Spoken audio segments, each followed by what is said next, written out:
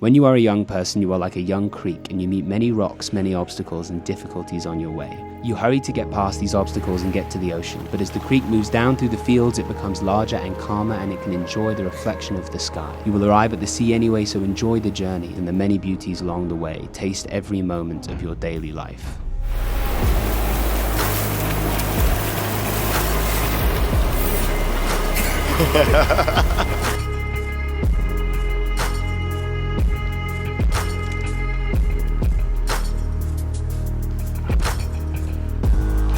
When I was 23 years old, I left a six-figure career in corporate law to try to create documentaries and travel the world.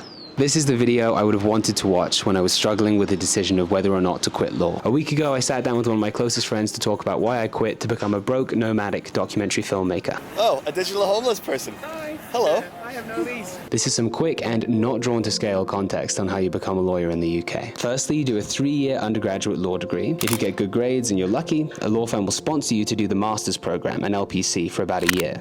You'll then do the training contract at a law firm, which lasts for 2 years, every 6 months rotating to a new department to get a feel for what it's like to be a corporate lawyer. And then if that firm keeps you on, you will qualify, at which point you can earn over $200,000 a year. $153,000 right out of college.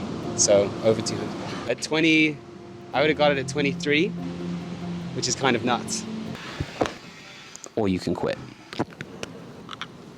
I went through this whole first part of the process and then quit about here. Lasted in the training contract for like 4 months. The first 3 months in particular were like pretty nightmarish experience.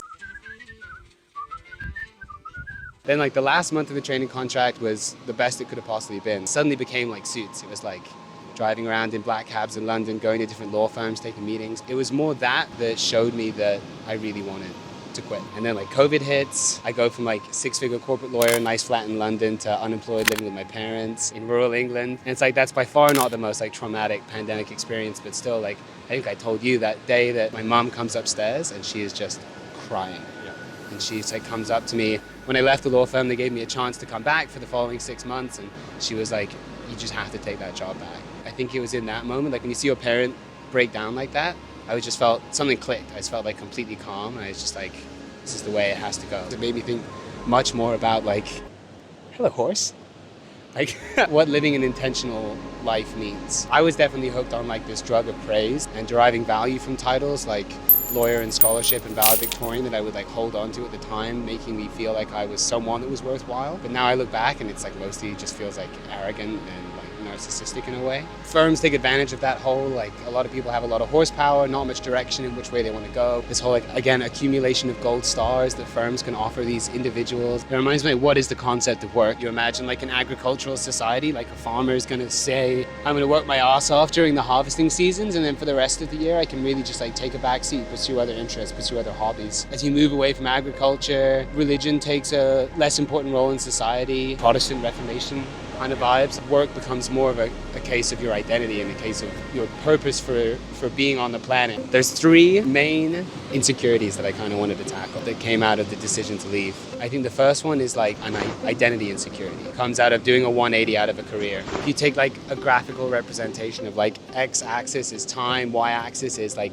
euphoria on the top and like existential terror on the bottom. I feel like when I was in corporate law, it would oscillate like just a little bit below happy, like apathetic but comfortable, and it would oscillate like along this line. And then as soon as I left, it like wildly starts gyrating between like euphoria and existential terror. And I think a lot of that comes because of the absence of optionality. Like it reminds me of the McKinsey consultant trope who joins McKinsey for 2 years, but their passion is to create a cupcake company. But then 25 years later, they're still at McKinsey with a mortgage and a house and a family and no cupcakes. And no fucking cupcakes. The main point of options is to take them at the end of the day, right? Yeah.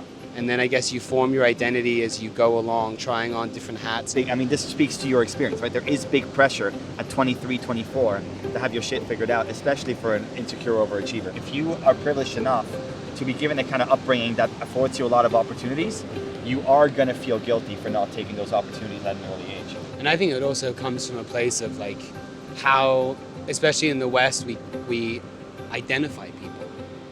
Like it bleeds into the second insecurity, which is like, how do you explain it to others? Not just the nomad thing, like what do you do for a living? Primarily, like, we're making documentaries. We also work in Web3. We do a lot of branded travel content. It's like, yeah, but what do you do? Yeah. Like, what's your job? Yeah. It like just does not compute. It's similar with traveling. It's like, where do you live? Oh, like, we're nomadic. We're traveling. I'm like, oh, so you're backpacking and just chilling out. What struck me here, even just this conversation I just had with Maria there in the co-work, she didn't ask, what do you do? She asked, do you work for yourself? Ooh, this whole concept of in the corporate world, life is a lot more, you know, every year that goes on, you're trending upwards and to the right. You're constantly progressing. It's what would be considered a linear career where you're constantly trending up and to the right. Then there's steady state careers where you're kind of mostly just flatline, but you're more just getting more and more specialized in a certain field. And then there's spiral careers, which I think is something that we're kind of doing, where it's like mini careers based on small bursts of different professions. So much more of like the Renaissance kind of like generalist vibe to me that comes along with that, but the concept of trying on different suits or trying on different hats of identity and professions. I think so many people are so terrified to take one hat off and be like hatless for a minute while they're picking up another hat that they never really try on different professions to realize they just take the hat that doesn't really fit so well and kind of sucks, but like they just like really stick with it. That's why, especially with the like Great Resignation following COVID, trying to explain why the fuck I would leave a 6-figure gig to be like a broke videographer traveling the world. Like I felt like I sounded crazy even to myself. But now it's like, it doesn't take an explanation. I just say what I'm doing and people are like, I completely get why they were going down that path right now. People are finally waking up to how much they're worth. Or how they choose to spend their time. How they choose to spend their time. I think we talked about this before. If our parents asked themselves the same questions as we were asking, what is out there? Where do I choose to live? Leaving a job in the 60s, leaving the hometown that you grew up in, maybe went to college with, pretty much left you with the option of like hit a van and become a hippie. You're right, some people never question, but there is this like cliched phrase that's been bouncing around in my head for a few weeks. I'd rather live with oh wells than with not ifs. Exactly. I never thought I'd go to Nicaragua.